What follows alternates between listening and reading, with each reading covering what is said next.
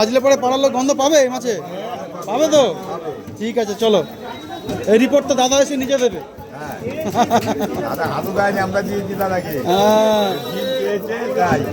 আচ্ছা, একদম সেই কি ডিম? এটা কি বাংলার? বাংলার? আচ্ছা, বাংলার। দেখুন সাদা একদম হবেই, সাদা হবেই একদম। ডিম চেয়েছে দাদাবাবু? আচ্ছা, ঠিক আছে, চলো।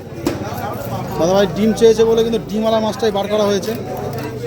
এই এখন ভাজলে পাড়ার লোক জানতে পারে কিনা সেটাই এখন বিষয়।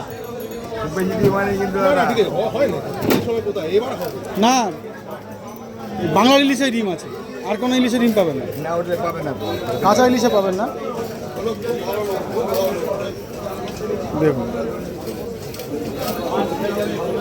বিগ বিগ সাইজের পিস, একদম এক একটা মুখে পড়লে পরে রবিবার জমে যাবে। হ্যাঁ কাকা, আজকে কী দাম রেখেছো? রবিবারের বাজারে কী দাম রেখেছো?